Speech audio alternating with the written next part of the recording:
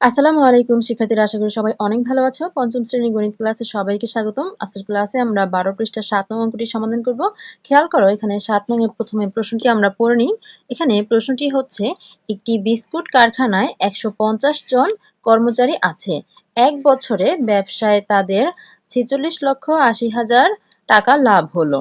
তাহলে কর্মচারীর সংখ্যা দেওয়া আছে আর এক বছরে তাদের লাভের সংখ্যা দেওয়া আছে। এখন দুটো প্রশ্ন করেছে এখান থেকে। 1 নম্বর প্রশ্ন হচ্ছে, কারখানার প্রতি মাসে কত টাকা লাভ হলো? এখানে 12 মাসে, অর্থাৎ এক বছর যেহেতু বলা আছে, এক বছর আর মানে কি, এক বছর মানে হচ্ছে 12 মাস, তাই না? এটা আমরা জানি, এক বছর মানে হচ্ছে 12 মাস। তাহলে এখানে 12 মাসে লাভ হয়েছে কত সেটা দেওয়া আছে, 46,80,000 টাকা লাভ হয়েছে। এখন বলেছে যে প্রতি মাসে মানে হচ্ছে এক মাসে তাদের কত লাভ হয়েছে সেটা বের করতে হবে।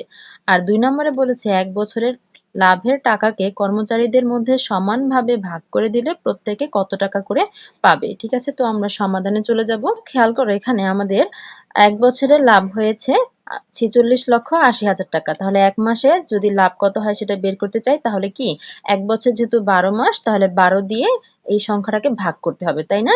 তাহলে এই যে 46,80,000 ভাগ হচ্ছে 12, এই ভাগটা করে যে ফলাফল হবে সেটাই হবে এক মাসে কত টাকা লাভ হবে সেই পরিমাণ টাকাটা।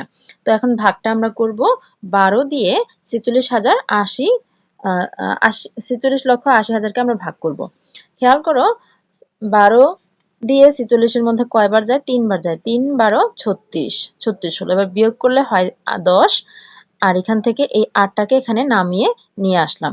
এখন হলো 108, 108 এর মধ্যে 12 যায় 9 বার, 9 দিয়ে 12কে গুণ করলে 9 12 108 হয়। তাহলে মিলে গেল।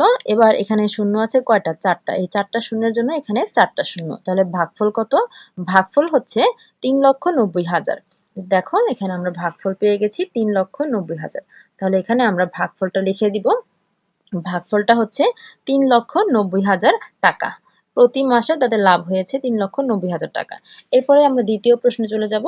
দ্বিতীয় প্রশ্ন হচ্ছে, এক বছরের লাভের টাকাকে, এক বছরের লাভ মানে হচ্ছে যে এই টাকাকে কর্মচারীদের মধ্যে সমান ভাগে ভাগ করে দিলে, মানে এই যে 150 জনের মধ্যে যদি সমানভাবে ভাগ করে দিই, তাহলে প্রত্যেকে মানে হচ্ছে একজনে কত টাকা করে পাবে। তার মানে এই টাকাটা আমরা 150 জনের মধ্যে ভাগ করে দেব। তাহলে এই সংখ্যাটাকে আমরা 150 দিয়ে ভাগ করলেই তো আমরা উত্তরটা পেয়ে যাব, তাই না?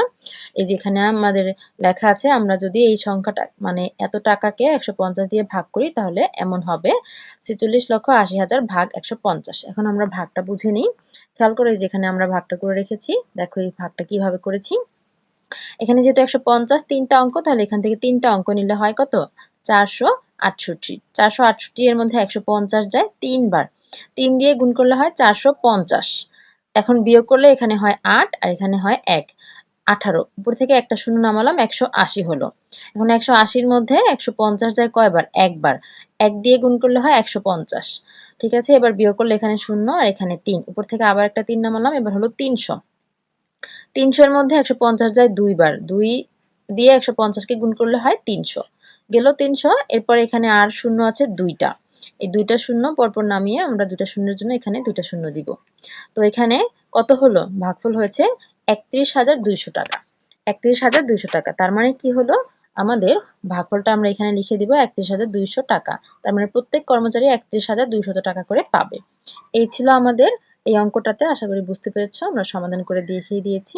তোমরা এখন প্র্যাকটিস করো। দেখা হচ্ছে পরের ক্লাসে। আল্লাহ হাফেজ।